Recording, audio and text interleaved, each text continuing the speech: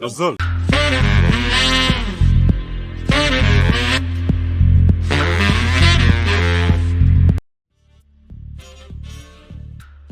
Hello and welcome to the Hot Kitchen of Yazol Podcast. We are the three amigos, your story chefs on duty, cooking you some of the hottest stories from out there. Sot Sukun. And now, straight out of Vancouver, Canada, the big man, Zol Kabir on the wheels of steel. Please welcome DJ Bakumba. Hey, hello everybody, welcome to another show. Thank you. All right, and his friends call him Le Japonais, music teacher and master guitarist. Please welcome Dennis Lissa. Hi everybody, thank you all. Welcome to Yazol Podcast. Subscribe, share, and continue to follow us on different social platforms. Thank you. All right, yeah. And I am your chef on the grill, Dedi Seyi, Sultan of Small London, Zol Kabir Musuran Sili. So coming up today on Yazol Podcast, the highlights. From South Sudan, Bishop Mazoldi Memorial Primary School wins the mathematics competition in Juba. RPG explodes killing woman in Yei County. The government of South Sudan and Ethiopia have signed an agreement to start a national airline in Juba. The governor of Western Bahr el Ghazal and the deputy minister of finance decreed out. Comedian Ziko throws his wife in detention. We'll tell you what happened. And from the African continent, wife pays tribute to her late husband, calling him a ladies' man. And then we'll talk a little bit more about the inauguration of the president of Botswana, what his wife did. And finally, a woman in North America throws herself and her two children into the Niagara Falls. All those stories coming up on Yazol Podcast, Sot Sukun, the hottest stories from out there. Our African proverb of the week comes from the land of Haile Selassie, Ethiopia, and it says, "A man who marries a beautiful woman and the farmer who grows sugarcane by the roadside have the same problem." Bakumba, what do you think it means? I'm not good in interpreting poetry. Yeah, so I don't know. Mazol can mara Jemili and people will be hitting on her too much, just like the sugarcane by the roadside. Yeah. Everybody will go pick and eat. Yeah, a lot of affair. Yeah. So you're in trouble. So people need to be careful who they marry. Yeah. Tamadar jibul mulkela mashakil kitiri sub kun jamit. Yeah. Okay. Yeah. Well, okay, Dennis, the interpretation is good. The interpretation is good. I'm just wondering if there is any relationship with the upcoming stories. Well, what was the buzzing story this week, all week? I think for some time now is the guy in Equatorial Guinea, right? Yeah, Equatorial Guinea is trending. Our new Solomon of Africa. Yeah, the new trend. He put Equatorial Guinea in the map. Yeah. Yazol broke the record. Yeah. I know in Congo they have a new dancing style. Gorle and Raven even did a song on that. It's called Ebang. The Ebang dance. Balthazar. Yeah. There is a herbal medicine. Come on. Drink. Energy drink that. Energy drink. It's becoming a brand. He's changing the face of music. He's changing the music. He's changing the property market. He's changing products. Only that he will not enjoy because they're going to detain him because of putting the country in the bad image. Yeah. They actually detain him already, right? Yeah. I saw a video of him in chains already. So yeah, he was put in chains and stuff, and obviously suspended from his job. Yeah. He probably and living in a country with dictators like that. I think they probably just lock him up for a long time. Yeah. But for me, actually, the saddest part is this week also. There's a Nigerian social media personality called Very Dark Man.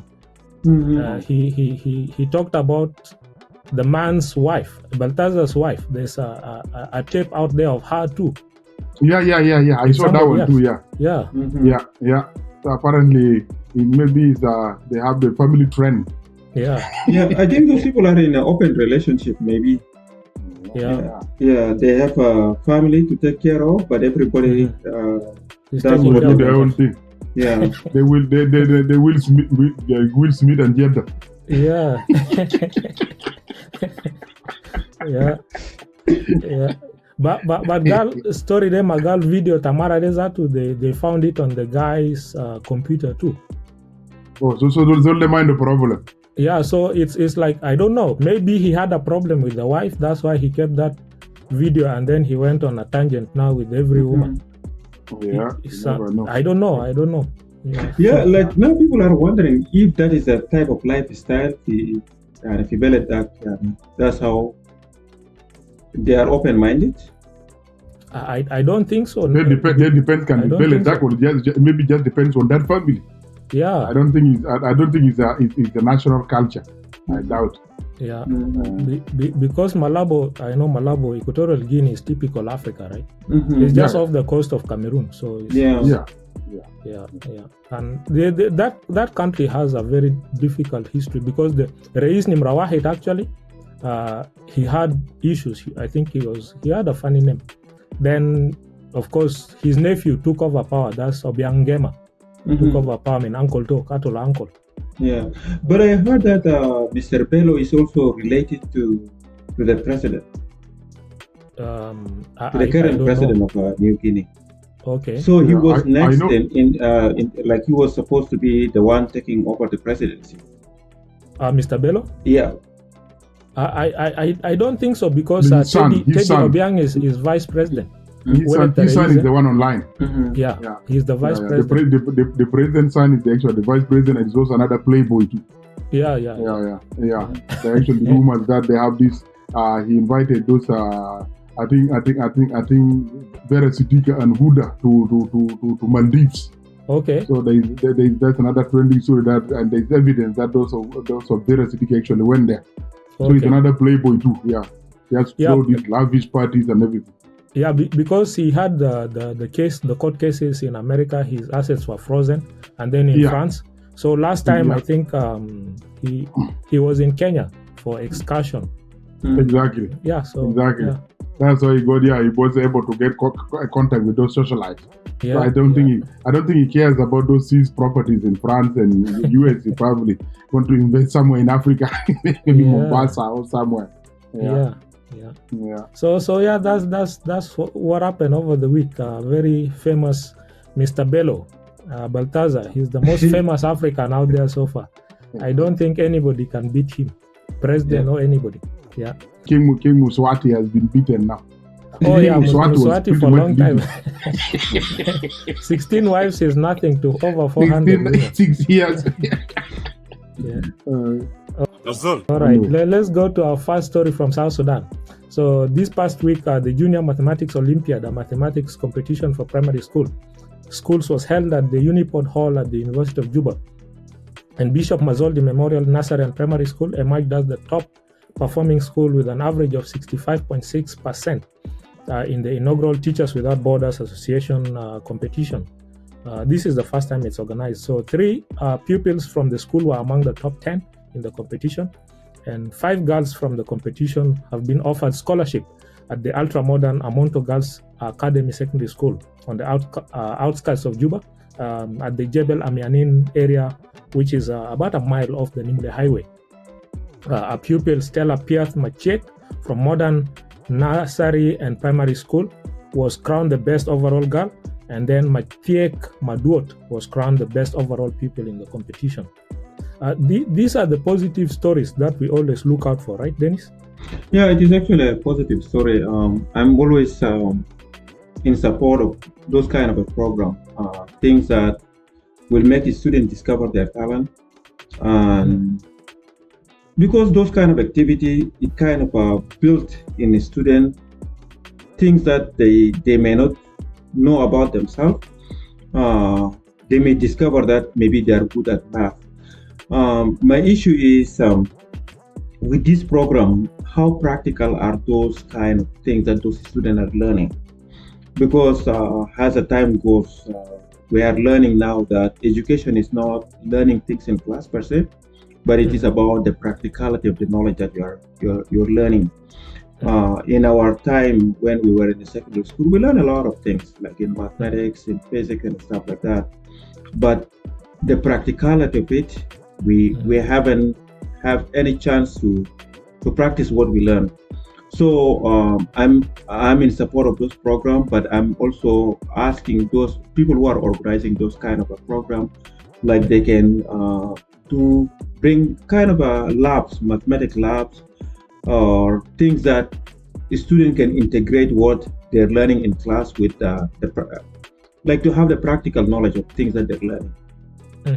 Yeah. So in your opinion, what are some of the practical mathematical things that they could do to be part of the competition? Like I have come to learn that, the reason that a lot of students hate math is not because math is a difficult subject. No, it is the way that mathematics is being taught.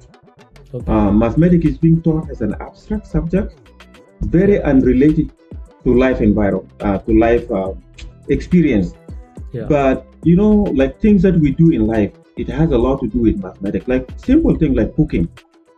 Like for you to do cooking, it requires some knowledge of math. Like you have to know the percentage of salt that you add in the soup, or how much of the sugar you have to put. Like the percentage. Those are like the practical knowledge, right? But when we are taught in math, like in class, they ask you, assume that x is equal to y is equal to z. Like those kind of a knowledge, it is hard to kind of make sense out of it. So you find that a lot of the students hate math, not because of math as a subject, just because it is a lot of abstracts in there. Yeah. There's a video out there of a little boy. A teacher was asking him a question, girl, if Jimmy goes to the shop and he buys, like if Jimmy's father gives him $1 to go to the shop and buy something for 50 cents, how much will be left over? He was expecting an answer. The little boy said, Jimmy's father is broke, so there's no. Yeah. Right. So people don't really think sometimes the math is sensible, right, Bakumba? Some of those things that Dennis says is right, and I think there's a lot of things in maths. Just some of them, may not be practical, but they used to stimulate the brain. I think, some of those, formulas and things like that, they might not be practical, but they will enhance your understanding of other subjects like physics and stuff. So it kind of stimulates your brain to think a little bit faster when answering some things. So that's why we have some of those unnecessary things in school. They look like they're a waste of time, but they actually do stimulate the mind. And then, and what I also noticed here is like there's a lot of, seem to be, I don't know, South Sudan is probably looking like heading the Ugandan way, where the school is becoming a private entity, private business. I don't know how much the government is investing in education in the government schools itself, because it seems like all these schools that are doing all these dreams seem to be all private. So I don't know how much is regulated down there. People there can tell us, but I think the government seem to be pulling out of the education, which is a very dangerous scenario, because school always runs by the government. Even though they have private schools, we should end somewhere. But from universities to stuff should be like the government should be investing a lot in education. But I see a lot of private education going on here, like the one almost heading like Ugandan way. That's just food for thought. So like for me, I don't have an issue like having a private school. Normally, because when we are talking about education, we are talking about the quality of education that the students should get, and we understand that like a lot of public schools that are run by the government, the quality is really very poor, and the reason is very obvious that government doesn't have money to pay the teachers. And we have realized lately that the University of Balthazar, they went on a strike just because they haven't been paid for over 6 months. But like when you see the school is being run by the private industry, the quality of education is always very good quality. Like the student like when you find a student that are coming from the private school, like you find that the quality of the school, like they kind of understand their teachers are being paid on time, and there is that bonding between the student and the teacher, and you find that people are diligent in carrying out their duties. The issue that I have is what kind of a curriculum are we basing our education on? Is it a South Sudanese curriculum, or Ugandan curriculum, or Kenyan curriculum? So those are the things that I don't know about South Sudan. If we have our indigenous curriculum that we are using for teaching our students, or it is something that is foreign. So no, the South Sudanese education system is purely South Sudanese now. Of course, because I'm connected to all that, from the syllabus to the curriculum itself, and they have all the documents posted on the Ministry of Education, General Education website. So purely South Sudanese. My misgiving about it is that, like even some of the books, there's a lot of errors in the books themselves, and of course the quality of teaching then becomes an issue too, right? But on the average, they are trying. Like you guys echoed, we have to start somewhere. And exactly. Actually, with the South Sudanese certificate, because some of the students, for example, coming into Canada now under the WUSC program Bakumba, coming to university, they actually do allow you to have your South Sudanese certificate of secondary education. They accept that into universities in Canada. So that, slowly by slowly we're getting there, but there's a lot that could be done. The private schools right now, like Amonto, that has just given those girls the scholarship, is pretty beautiful, nice school, and they seem to have their house in order. So we need more of that. And if the government can also supplement, you can imagine if every state capital has like one or two of those caliber of schools, it will up, the quality of education in the country. And most importantly, it will unite the country, because those students come out and they become the leaders, they become the notable people in the country, and they come from all over the country. No tribal mentality and all that. So it will be good long term. Yeah. Yazol. Second story from South Sudan. This is from Frankolo Kunyumi, a South Sudanese musician who is known for producing cultural music. He has decided that this December he will not be booked or give performances for money. He's going to perform for the South Sudanese refugees in the refugee camps in West Nile, Uganda.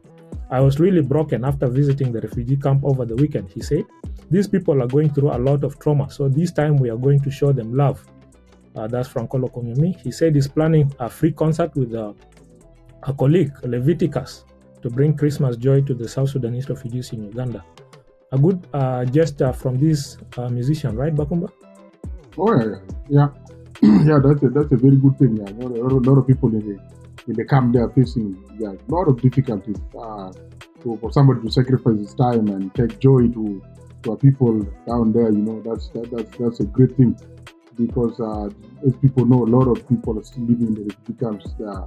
Because of the insecurity, people are finding it tough to return home still.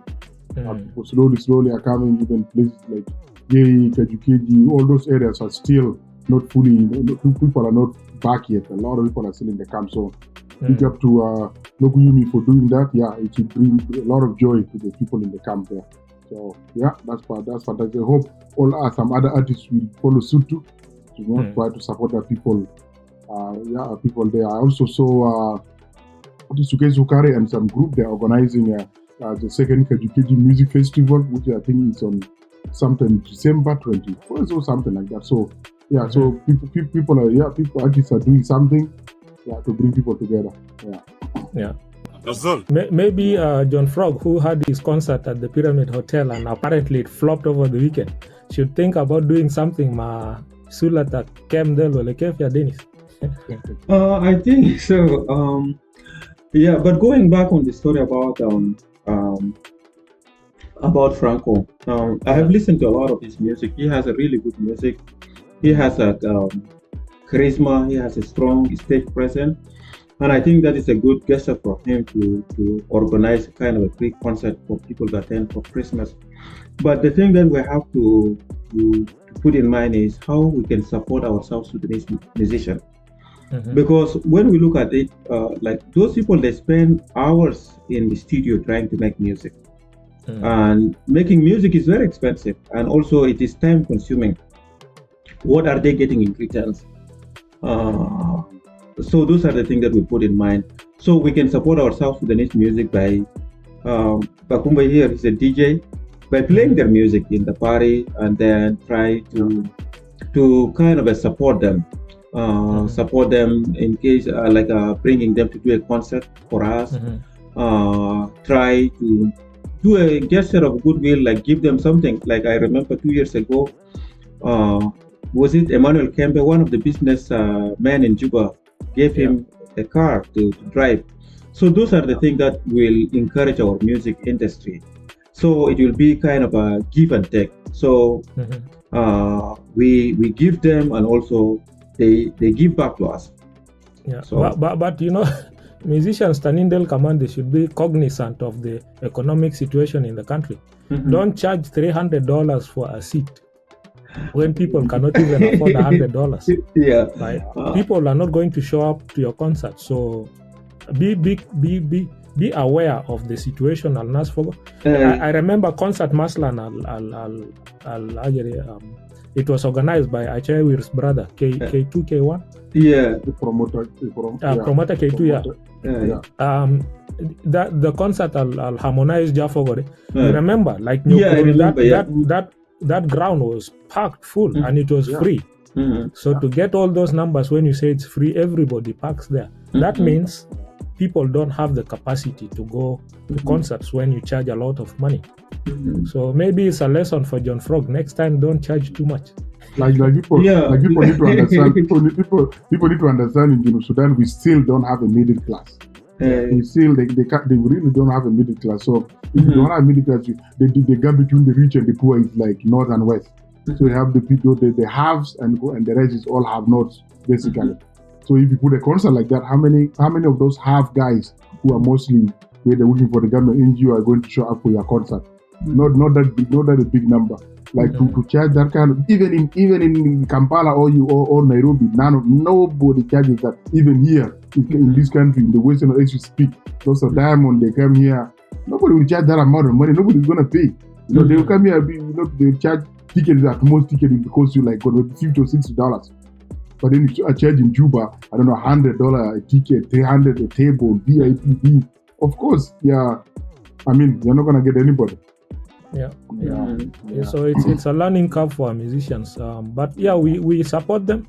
We applaud whatever they're doing, and we wish them all the best. Hopefully, make more money so that we can also stand with the diamonds and the Banner Boys out there. All right. Let's go to this story from South Sudan via Ethiopia. The South Sudan government has signed a partnership deal with Ethiopia, in which Addis Ababa will support Juba in establishing and managing a national airline. So officials from both countries disclosed that a memorandum of understanding signed last year, which is 2023, was revisited this past week during a meeting between the Minister of Transport, that's Madut Biar, and Ethiopian Ambassador to Juba, Mahdi Nabil. That was on Thursday. The collaboration agreement will allow Ethiopian aviation personnel to manage South Sudan's airspace, which of course has been transitioned from Sudan's ownership. And the minister said South Sudan will enjoy significant benefits from Ethiopia's experience in the airline management and operation. I know right now the only tangible airline that's actually flying the South Sudanese space is Supreme Airlines, right? So most of the aircrafts in the country are like chartered planes, the small ones. So we don't really have the capacity. Even the president, whenever he flies somewhere, he has to use another airline. We don't have a presidential jet. We're still taking baby steps in terms of aviation, right, Bakumba? Oh, yeah. Yeah, we still have a long way to aviation, definitely. I mean, like, last time we talked about the situation in Juba Airport itself, we need to improve on that, and the fact that, it has taken years just for South Sudan to control its own airspace is another thing that is really embarrassing, that the airspace was being controlled from Sudan, and since Sudan has collapsed, I guess that's the reason they have to look elsewhere, to our neighbors in Ethiopia. And I don't know why we should entrust our sovereignty, our air sovereignty to another nation. That's what it boggles. It's like, it always like, it doesn't make sense to me. It blows my mind. But it is what it is. That country always, people like you, is always a baby. Time goes by. I don't know how when the baby is going to grow. Yeah, but definitely positive development. Ethiopian Airlines is the best land airline in Africa, obviously, without any doubt. And we hope that South Sudan can learn something out of it, and they may be able to help us establish our own airline. But not understanding not to throw away our sovereignty to the Ethiopians too, because we are all African. But don't trust everything to somebody else. It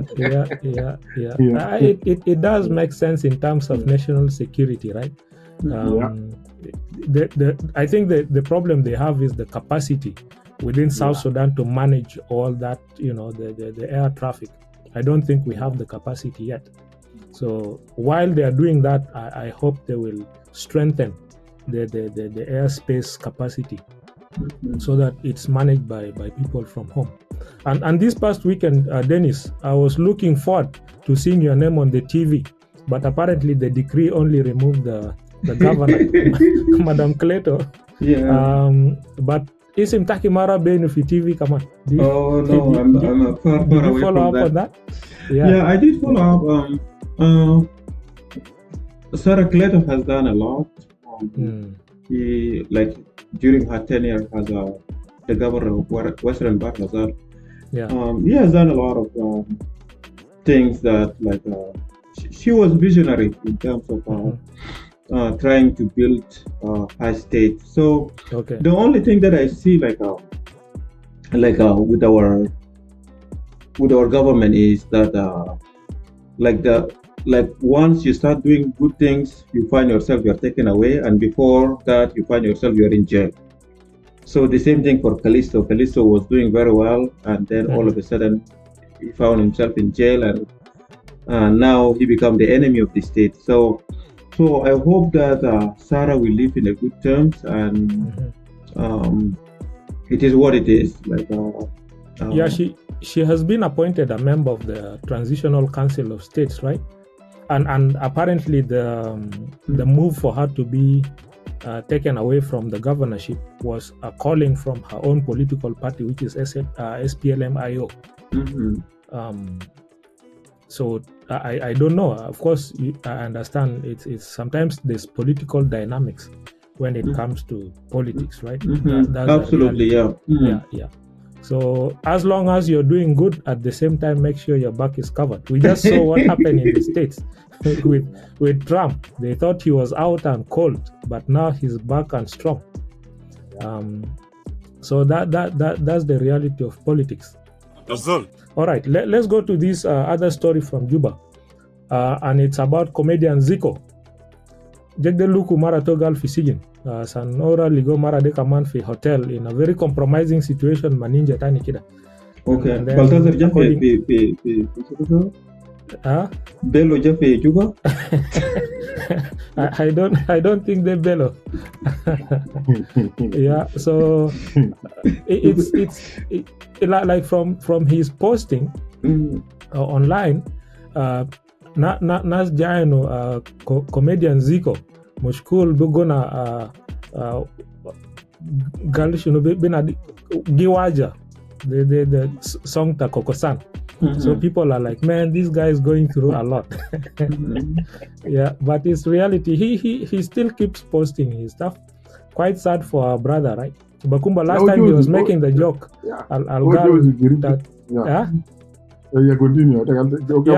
Last time he was making the joke, I'll girl my uncles from Kajukeji. So this shopkeeper in Juba, Yeah. He doesn't want to go for the honeymoon. But people are like, you know what? You need to go for the honeymoon.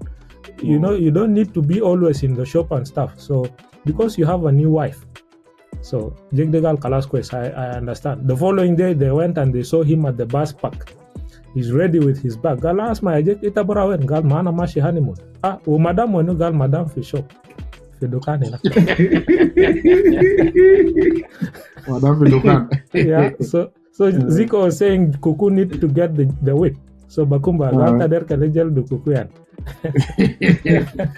Oja tala victim zado. Oh yeah, oja tala victim. So oja tala victim. Yeah. And I saw that posting. Yeah, the funny part is like their wedding just happened. Was it last year? Yeah, last year, only August. A few months ago, yeah. Only like a few months ago, they had this lavish wedding, and then and they just had a baby too. Yeah. So all of a sudden, Mara Ligoko his position that I don't know. Maybe economic situation. Ziko is not doing well in the comedy industry. Who knows? Yeah. Mara, whatever Mara was doing, but that's sad for him. Yeah. So I know Ziko. He's a very talented young man. I was hoping like if there was anything that we are doing in Canada here, like in Edmonton in Pacific, maybe we can invite him to come and do some performance for us. Yeah. He's a very talented young man, and I'm really very sorry to hear what he is going through. It is very unfortunate, but life happens. You know, sometimes you are only responsible for your own action, right? Regardless of you are in marriage. You cannot guarantee that the other person is gonna be what you think she was or what you think he is gonna be. So you are only responsible for your own soul. So whatever happened, it's a bad luck, but you know, he has to move on with his life. We have another story from Yei where a vehicle that was in the convoy of the commissioner had an unfortunate situation where an RPG shell exploded and killed one girl who is a student at Kinji Secondary School in Yei. I think this is a case of negligence. Dennis, did you hear about the story? I didn't hear about it. I just read it in the script, one of the news that I got. So it is a negligence for sure. There has been a lot of incidents like lately, things happening. We don't know, we need to try to put our safety, the way that we do things, you know, like especially people who are in the uniform. If you are traveling with the civilian, what do you do? What do you do with your guns? I remember 5 years ago, was it 5 years ago? In 2012, when I went to Juba. Yes. So I was traveling from Juba to Wow. Yeah. We were using this cruiser, Land Cruiser, yeah. So الناس اللي بيسوقوا عربية ده يعني you can see that there is no any safety measure. انت معي؟ يعني when يعني عشان عربية لو مثلا بلاستيك ضرب ولا حاجات ده basic things يعني انت كان زول مساعد يعني your gear should reflect, you know, لو في حاجة عشان انه الناس people be safe, right? Yeah. So that safety standard is not there. So maybe it is something that for the Minister of Transport or people who are responsible for civilian safety, especially people who are traveling by bus, we should put some standard in place to make sure that people are safe. Yeah. Bakumba, your thoughts? I think that's as you guys have put it. It's a very, very sad scenario. You know, that civilians have to, you know, sometimes travel with military equipment and stuff like that. Obviously, there's negligence there. Like how on earth does the RP just explode by itself? You know, somebody must have done something. Very sad. So now a life has been lost. I don't know, so many are injured. So it's a sad thing. It's that complete negligence of the system. So may his soul rest in peace, and we condole with the family.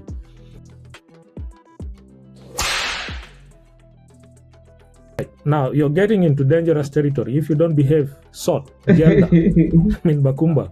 So alela, Bakumba bora warlen na kan sot ba ako dumunu. Karan nasma min kasmato. Go ahead. Yeah, alela, yeah, there's a video online that going around. They target not standard, the Chinese deal. Not as big in Bara, they bring investment to Africa. They better invest. Even Kandaka Lini Kalas, Kanda, all over Africa, Kanzola Kawaja, Chinese, they are Kalas, Nas Deli, or Kalas, can invest so much here. Kalas, the workers, they do whatever they want. They can harass the workers, they can do whatever. Peter and Kenya was caught actually beating the workers, actually whipping them like a child. And because of desperation, people continue to work. But this sort of Chinese, so this Chinese got man in Namibia, offered a factory before. I don't know what he's manufacturing, but his working conditions are so bad. I get Kuru Mark West, and then one of the inspectors, who I think that guy most likely is in charge of inspecting those. When he was asked, why are you doing this? Well, he had the audacity of telling that guy, you need to leave the compound because that is his land. So he said, this guy saying, this is Namibia, this is not China. This guy saying, but this Chinese man say, this area, this is my land. And those are the kind of investors that might be in Africa. We better get him gurus because Beijing we don't even need it. So it's only because of harassing our fellow African, they say, to go sort tamam, so that next time, cannot have a belletane kelema harassment. Africa, we are not in back in the days with the slavery, where foreigners will come and harass us. That time is over. Now they bring your investment, follow our rules, follow our laws, and let us live together in peace. Take your profit and pay us for our job. That's it. So it's only Tuguza don't need to be deported back to China. Yeah. All right. Yeah, tako nasma. Sot Sukun ako dumuno wahi Chinese fi Namibia. So be careful. Stay safe barenak. Kede sot Bakumba maja ako dita sake. All right. Let's go to another story, our first story from Africa. And this is from Uganda, where the parliament was thrown into a moment of chaos after a brawl broke out during a debate on a controversial bill on coffee in Uganda, the National Coffee Amendment Bill 2024. 12 members of parliament were suspended by the speaker from sittings in the house. The incident occurred when one of the members went and left his seat and then eventually it was replaced by Zake, another member who sat on the seat. So when the other member came back, but this Ugandan parliament is quite interesting. We know videos from the past where, including as Bobby Wine, people are using sticks and mics and trying to hit each other and beat each other and stuff. Always chaos in Uganda. Jamadel Mader Kelomo Rajo and Francis Nganu Kevia Dennis.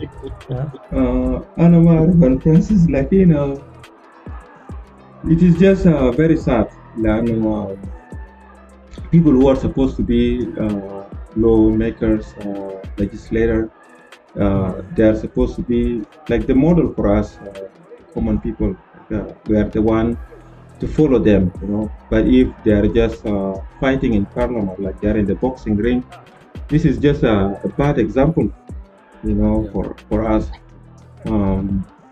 Because the reason for parliament is just to make sure that we are not, if there is anything, we reason it out, and then the lethal force is not being used, at least, right?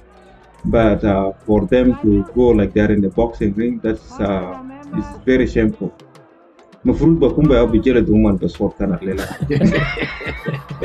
Oh, nothing my baggage Jelda. You know why? Because parliaments all over the world are bossing like that. Actually, if you see a lot of parliaments, you need to watch the South African parliament. Man, see Julius Malema. Yes, it's very funny. Sometimes Julius Malema Portugal do boxat fi parliament. No, sometimes they'll be thrown out. They will be carried on the. They are foul folks that they don't want to leave the parliament. So it's parliament when those guys are like that. Sometimes they act like children. They act like school kids. It's not Uganda alone. It's very funny. I think one of the things they do that is, it on Kaduku Buneri Parliament, there is no court case. Ajal Hassan within Parliament, you cannot sue anybody. Nobody can be arrested. Even if you beat each other proper, nobody get arrested. So this is a hawking that I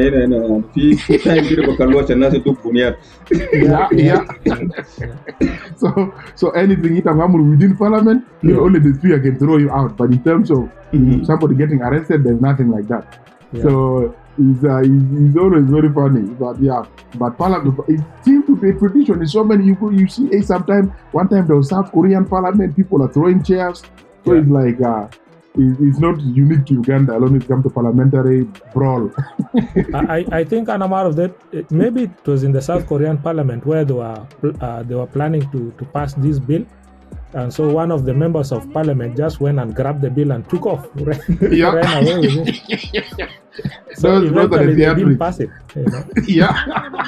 Sometimes when you're beaten when you don't have the numbers, you have to do the most crazy thing. You become very innovative. That's Uganda. So still staying in Uganda, we have a member of parliament, Naomi Kibaju, member of parliament in Uganda. She paid tribute to her late husband, a businessman, the late Obadiah Rushambuza, who was a successful businessman in Uganda with multiple businesses in the capital, Kampala. And she made a comical tribute to her late husband, describing him as a charming ladies' man. So gisat Tabelo from Equatorial Guinea, also of Uganda. And this woman conceded, Algal, every time they traveled, even when they went to Australia, all the Bazungu, all the women were coming for her husband. And her husband was very receptive of them. And she was okay with it. Eventually, they stayed 42 years of marriage, despite all that. He had a breath of fresh air around him. People liked him, even women liked him, and he loved them back. He was good. He charmed them. Obadiah was a charmer. Oh yes. I will not fear to say so. Hey, to be no. To be his wife was a job for me. Because we would be going somewhere and you see a woman giving him a peck. And he would respond. He didn't refuse. Bakumba, what's your take on this woman's funny story? I think it's good that sometimes people have to speak the truth. Yeah. So Mara is very truthful. I think she already knows why she's stuck in the marriage, right? This is the situation, and of course, like in a lot of African culture, polygamy is still very rampant. So So a lot of women they will not have the mindset of other women in other countries. So I think it's good that she's truthful and she just saying the truth that it is what it is. But despite what, we're gonna stick together and raise a family. 42 years. So maybe one or two women can learn from there too, right? She was quite comical about it. I was very surprised. Dennis, your take on the story? I think if people are in a polygamous relationship and they are aware of that and they have the agreement, I don't think that is a big issue. The issue is when you are a polygamous man, but you want to stay with a monogamous woman, and there is no communication in that. So that's where the problem always comes. I understand, like in Islam, it is clear polygamy is a reality, and people are not shy. They don't shy away from it. So with this woman, saying that her husband was a ladies man, and she's aware of it. I think they might have kind of a communication about that, and both of them are okay with that. So like from the Bello story, we are now learning a lot that the relational arrangement between people, between two people, between two people. It may not be what exactly we think it is. There are people who are strictly monogamous, but there are people also who are in open relationship. The other person is aware and everybody is doing their thing, but at the end they have the interest of the family. They put it at heart. So all together, Botswana, where the inauguration of the new president was taking place. That's new president Duma Boko, who caused a big upset to 58 years of rule by the government party in Botswana. And so the Umbrella for Democratic Change, a coalition, is now in power. But during the inauguration, there was an incident where a man tried to, run and I think he wanted to hand a paper to the president. But that's really not the biggest symbolic moment during the inauguration. The First Lady, Kaone Boko, knelt down publicly in front of everybody to pay respect to her husband. Of course, a lot of people on the internet praised her, and saying that it's a show of respect in Botswanan society, of course, when a woman does that in public without shying away. But I don't think that would happen in the Western world, right, Dennis? Almara buduguruko bafigidam camera, bigam CNN or everybody. I don't know. It depends. Like culture also play a big role. Like everything that we do is filtered through our cultural lens. There are things like in Korea, when you're greeting a person, you have to bow down. I think, was it Obama who went? Was it one of the US president? He went somewhere in Korea and then he tried to emulate what the Korean was doing, and then he bowed down. It was a big. It brought a lot of uproar, right? Mm-hmm. So for me, in context of African culture, I don't see any problem with that. For her to do something like that, if it is genuine, she's doing it genuinely for the husband. I don't see any problem with that. The feminists may say, Gala, this is not right. Women are being subjugated for a woman to kneel down to a man. Well, like Bakumba. What did you say? But these are the people who are they are a danger to our social norms. It's well documented in so many African societies. That even if you go to West Africa, Nigeria, Liberia, Sierra Leone, men actually when we are young people like us, if you go to visit your uncle, they actually fall down on their stomach. They're not even kneel. Prostrate, They fall down on their stomach. It's a show of respect. When the Baganda, where if the king is passing, all the men, women, they would fall down. It's just a show of respect that it's not limited to women alone across so many African countries. So the internet is buzzing for whatever reason, but it's for them to understand our culture and just to leave us alone. Leave us and let's do our thing. It's not harming us. It's not hurting us. Our life moves on. I saw in Ghana, one of the celebrities, Shatta Bundles, the short guy. He went to visit one of the chiefs because he's very short. So the chief actually, he was trying to prostrate, and the chief got off his seat and also went down, and he was talking to Shatta Bundles at the level 2, which is quite exceptional, right? Lenenaki, if you go visit, I don't know about the Azande, but I know among the Shilukis, like everybody has to lie down flat. If you visit the king. So it's just part of culture. So really, it doesn't mean anything more than she celebrating her husband and celebrating her culture and being proud of it. So our first international and final story comes from Niagara Falls, here in the North America, Canada-US border, where the New York State Police say a 33-year-old mother went over the railings at Niagara Falls with her 2 children, a 9-year-old and a 5-year-old. Every time incidents like this in North America happen, if there's a shooting, it's always followed by another shooting. if there's something that's in the media like this, it's always followed up by another. But I think in this case, it's just a desperation or mental situation, right? Because the second case, for example, they said the woman was undergoing postpartum depression, which is the depression that you get after giving birth. Witnesses believe that that's what caused her to go over. And in that situation, also the woman's body was not discovered. What's your thought on this story, Dennis? It is of course tragic, like for something like that to happen.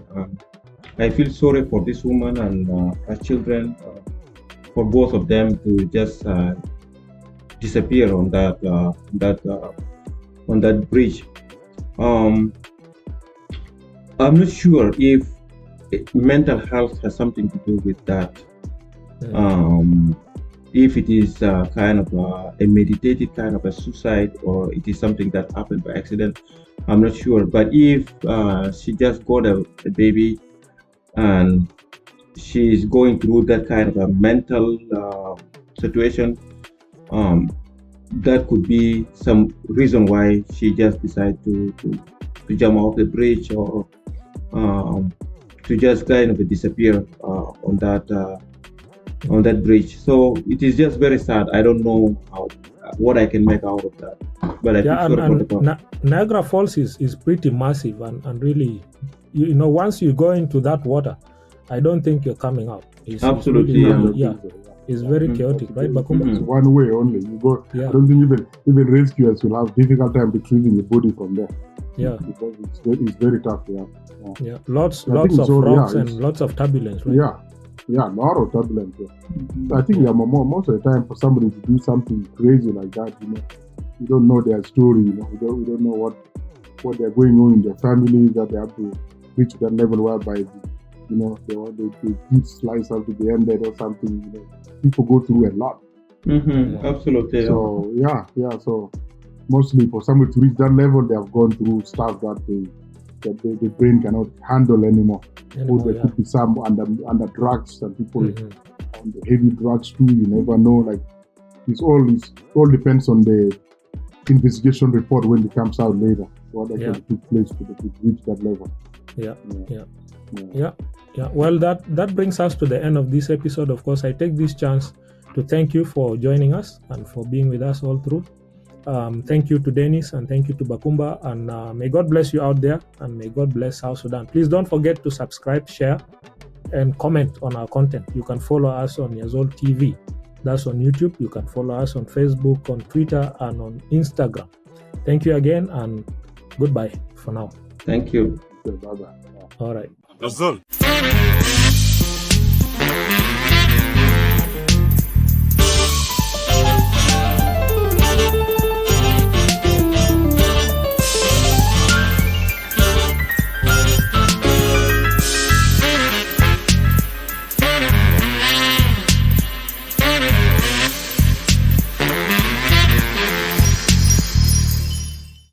Yazol.